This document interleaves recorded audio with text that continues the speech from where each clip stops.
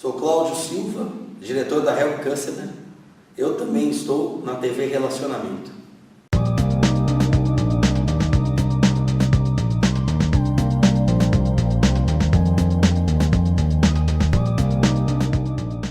Olá, internautas, iniciamos mais um programa Gestão Executiva. E hoje nós temos aí o privilégio de conversar com uma profissional que lida com números como ninguém. Nós já tivemos aqui a Soraya Mendonça, que deu uma aula maravilhosa, e agora nós temos aí a Vera. Eu queria que ela se apresentasse, porque Vera hoje é uma pessoa assim inspiradora, que vai fazer com que muita gente saiba utilizar melhor todos os recursos que tem. Vera, muito obrigada pela tua presença aqui, tá? Eu que agradeço.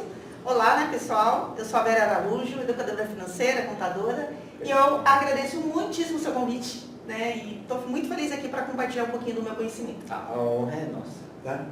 Vera, conta um pouquinho para os nossos internautas onde você nasceu, um pouquinho da sua trajetória profissional, e a grande curiosidade, assim, como que uma mulher bonita assim foi entrar na área de números? já elogiou, pronto, derreteu, né? Até esqueci onde eu nasci, gente.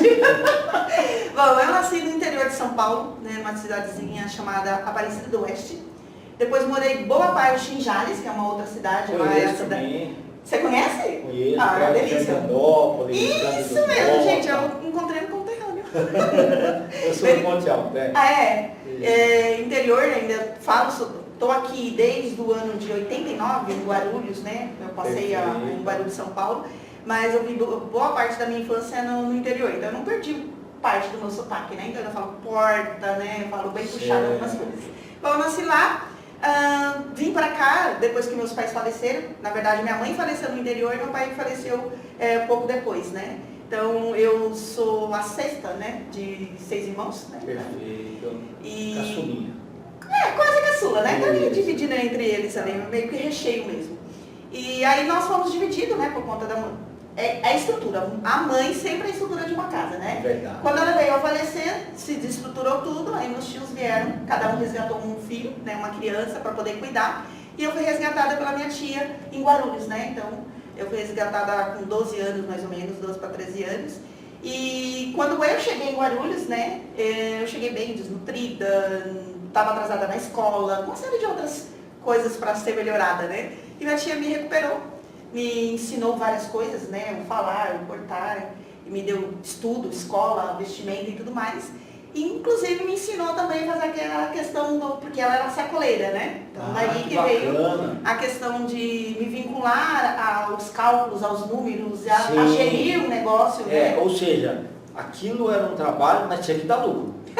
Podia viajar, podia fazer o que quiser, mas tem que dar lucro. Exatamente. Então ela me ensinou a lidar com o dinheiro, a fazer cálculo, a precificar, né? A trabalhar toda essa estrutura. Porque ela não só vendia roupas, ela vendia joias. Em determinado momento ela me trazia algumas informações e fazia com que eu aprendesse a cozinhar para vender, né, pães, bolos, doces. Então ela me inseriu neste mundo, né, da construção. Você chegou a fazer conta no papel ou só calculadora? Imagina, papel de pão ainda. Cadernetinha, né? E aí, dia desses, eu estava até fazendo um podcast e ali eu me lembrei de quanto que eu estou dentro da área de finanças, dentro da área contábeis. Somente 29 anos. Eu fiquei tão orgulhosa, gente. Que o meu sócio, né, numa das empresas, ele tem 26 anos. Então ele falou, rapaz, você tem muito mais que a minha idade. Então, fazendo esses cálculos ali, estou na área há 29 anos e a minha tia me deu essa oportunidade, né? De me ensinar como é que fazia para gerir um negócio, mesmo que seja um negócio de autônomo, né? Que a gente fala, né? A sacoleira, a doceira. Deus fez uma distribuição boa, porque de repente você ia para outro tio que você podia estar em outro patamar. Exatamente, por isso que a gente tem que ser grato, né? A gratidão faz parte da nossa vida e tem que ser diária. E eu também me coloco a pensar o que poderia ter acontecido se eu tivesse ou ficado lá no interior, né? Ou tivesse morado com outro tio, ou qual seria o meu destino, né? O destino da Vera. Mas Deus sabe, Ele sabia o que tinha programado para mim, para o meu futuro. Porque, mesmo lá no interior, com menos condições de vida que nós não tínhamos, né? Eu era da lavoura, Então era da plantação, acompanhava meus pais e tudo mais, eu não tinha perspectiva de vida, de crescimento. Era aquilo e acabou, né? Era o mundo do cultivo, da plantação e tudo mais. Só que eu tinha um sonho, que eu ainda até recentemente com uma sócia, que é a Soraya, né?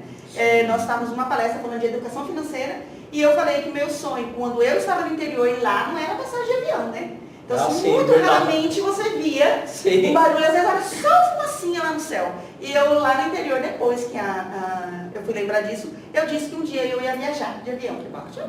Hoje já passa avião lá. Passa, é verdade. Agora é o meio de transporte mais comum, né? Antes era só sonho. Mas é isso, minha infância foi dada com uma infância difícil, na área da lavoura, da plantação e tudo mais. Porque depende muito do tempo. Do tempo. E olha só que interessante, dado o momento, isso foi se acabando, né? Meus pais acabaram parando de ir trabalhar na lavoura, e minha mãe teve que vir para a cidade para começar a trabalhar como doméstica, meu pai na construção civil, né? E aí a gente ficou solto. Mas são profissões difíceis, bem diferentes do que eles estavam acostumados. Exatamente. Então a adaptação para eles também foi muito difícil, e muitas vezes lá no local, queira ou não, eles faziam as regras deles. Ali eles tiveram que ser oprimidos pelas regras de quem contratava. Exatamente, que a gente fala que nós éramos direcionados e conduzidos pelos capatazes, né? Isso, que ainda tinha, não é coisa de filme da época da escravidão lá não, né? Ainda até pouco tempo atrás ainda tinha essa questão do capataz que ficava ali. Exatamente. E nós, quando éramos crianças, né, que a gente era levada para a lavoura, na plantação de cebola, alho, plantar e colher milho, né, e também amendoim. Exato. Amendoim, eles sempre estavam ali para a gente não consumir na horta, na plantação, ou não levar para casa e tudo, né? Exato. Então era conduzida dessa forma, com arreio mesmo, com cinta, né?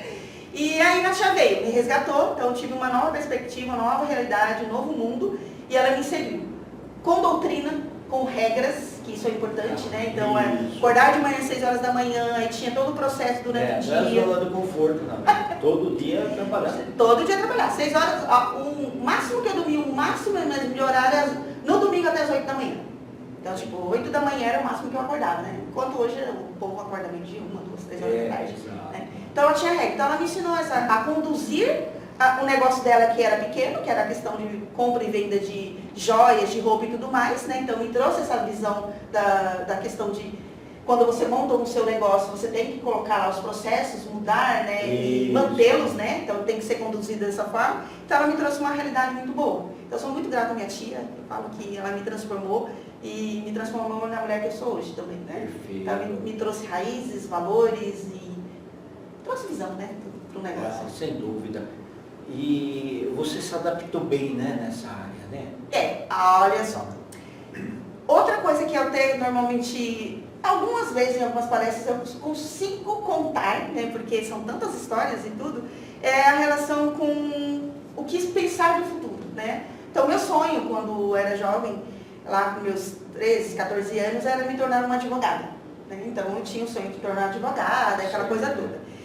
E aí eu vim me apaixonar pela contabilidade quando eu trabalhei num escritório de advocacia, então eu fui inserida neste mundo também do direito, trabalhei muito tempo no escritório de advocacia, a minha mentora naquela época era a doutora Edi, então ela me ensinou tudo que era dentro do escritório, a ver processo, a ler, a se postar diante do juiz, a fazer requerimento, protocolos e tudo mais. Só que o meu amor por contabilidade nasceu quando eu fui transferida desse escritório para uma contabilidade, na verdade, emprestada. Então, o escritório de advocacia passou por dificuldades financeiras. Olha só. Então, eu estava passando por dificuldade financeira e eu tinha uma relação muito boa com essa advogada e ela tinha uma amiga, contadora, falou assim, eu vou te emprestar por um período, depois eu quero que você me devolva. E esse empréstimo durou 15 anos. Então, eu me apaixonei pelo mundo. É o campeão, isso. Eu sou campeão, exatamente isso. Então, eu me apaixonei pelo mundo da contabilidade. Não te assustou os números, não? Então, essa coisa louca, né? Desafio. A minha sócia, você viu, a Soraya Mendonça, ela contou um pouco sobre a relação de ser desafiada, de encontrar novo mundo, de falar, não, eu tenho medo, mas eu vou com medo mesmo, né? Então, a gente tem essa conexão por conta dessas coisas em comum. Nós somos totalmente diferentes. Ela também disse que ela é pisciana, eu também sou pisciana, mas só que visão diferente, forma de atuar diferente, e por isso que a gente se completa muito bem. 22 anos juntas, né? Como sócias. E aí dentro dessa contabilidade eu aprendi tudo também. Foi me dada a oportunidade de aprender. Foi aberta as portas e eu abracei e falei, eu quero fazer. Então eu passei por abertura de empresa, inicialmente eu passei a ser office girl, né? Então eu fazia as entregas, os processos e tudo. E eu, curiosa, sempre quis saber, como é que você faz cálculo do imposto? Como é que se emite uma nota fiscal? Então isso foi me abrindo portas. E nos meus momentos de almoço, né, momentos de vagos ali, é onde eu pesquisava sobre ICMS, quando eu pesquisava sobre como uma empresa tributava, né, e tudo mais. E aí, em outros momentos, eu também comecei a ser inserida no mundo da abertura das empresas. Como abrir uma empresa, o processo do contrato e tudo mais. E aí, daí que eu descobri que é na mão do contador que o empresário ele divide o sonho dele. Então, ele fala assim, eu tenho um sonho, né, e esse sonho eu gostaria de ser realizado dessa forma. Quando ele entrega na mão do contador, o contador com essa visão, né, de dividir essa questão do sonho, ele fala, então é possível você fazer se você andar nessa linha, nesse modelo. Por isso tem que ser um bom contador também. Exatamente, por isso que eu me tornei uma ótima contadora justamente com a minha sócia, né? Porque eu entendi que o empreendedor, quando ele vem com o sonho dele, ele quer compartilhar isso. Ele pode ser um empreendedor somente ele, quando ele não tem um sócio. Tem uma relação de confiança. De confiança. Então ele confia no contador, né, no caso aqui na contadora, com a relação de entregar para o contador o sonho dele. Fala, olha, me ajuda a realizar meu sonho, né? Eu vou operacionalizar, mas eu também tenho que entender da burocracia, entender da parte tributária e tudo mais, né? Então, quando nasceu essa questão, esse amor das aberturas das empresas, de ajudar um empreendedor com relação a realizar o sonho dele, eu entendi o porquê da razão social de uma empresa, né? A razão dela existir e o porquê que ela está na sociedade, né? O porquê que ela entrou na sociedade por conta disso. Então foram vários momentos da minha vida, nesses 29 anos, nesses últimos 29 anos, que eu descobri a verdadeira paixão pelos números, com relação à educação financeira, por gerir a parte tributária de uma empresa e também, muito mais ainda, gerir o negócio com relação à gestão de pessoas. Né? Porque não é somente número, não é somente abrir uma estrutura, um prédio e tudo mais. A gente também tem que saber gerir pessoas, né? E são pessoas que vão nos ajudar. Ô Vera, e uma curiosidade já minha. Você veio do interior, você foi se comunicando e tal. Como é que você foi ampliando o seu processo de comunicação? Porque assim, ó, eu vejo tanto você como a Soraya, vocês têm uma comunicação muito assertiva. E isso que é bom, sabe? Ele dá uma tranquilidade, ele referenda aquilo que você quer passar. Porque se for uma comunicação enrolada, aquilo não flui, né? Como que você foi ampliando essa comunicação assertiva? E teu primeiro momento de palestra, como é que foi? Ó, eu já vou agradecer pelo seu feedback, porque eu quero te falar o seguinte. Eu tenho um momento que eu tenho um trava-língua, é uma coisa louca. E isso antes, como eu tinha percebido, eu pensava o seguinte, se eu ficar na frente da câmera, eu vou começar a travar, eu vou gaguejar e isso vai ficar ruim, né? E aí eu usava isso como desculpa. Quem me trouxe para a realidade, claro, foi minha sócia, né? Porque ela estava sempre ao meu lado, porque eu falava, Soraya, eu falei, mas eu mesmo não entendi. Será que o público entendeu? Ela falou, mas você falou tão claro. Eu falei, mas eu gaguejei tantas vezes. Então tem muitas pessoas que às vezes prendem a isso, né? Eu vou gaguejar, eu vou travar a língua, vai. Isso é fato. Isso é normal. Mas é normal. Pra quem não está acostumado, é normal. E quando você senta e começa a praticar isso, você vai ficando boa, né? A prática te leva à perfeição, né? Então você vai praticando, e aí você me deu um feedback muito bom no ar, assim, né? Olha, você é muito comunicativo, você está conseguindo passar, assertivo, conseguindo passar, então obrigada também por esse retorno aí. E espero que também vocês estejam entendendo também. E também me acompanhar lá no Instagram, lá que eu falar, de vez em quando e tudo. Agora, palestrar, gente, é dor de barriga na certa. Nossa, gente, todas as emoções. Você lembra a primeira vez que pediram pra você fazer? Sim. Quando eu fui fazer a primeira vez, era 20 minutos também de bate-papo numa entrevista que era Speech Talk. Tá. Tudo que eu tinha planejado de conteúdo, que daria praticamente uma hora, eu falei 5.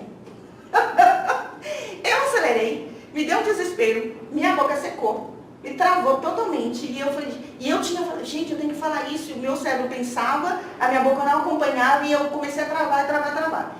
E aí, é claro, a pessoa muito experiente na minha entrevista no bate-papo, ela veio e começou a me fazer perguntas, né? E aí eu comecei a relaxar. Que as perguntas me fizeram a ficar tranquila e tudo mais.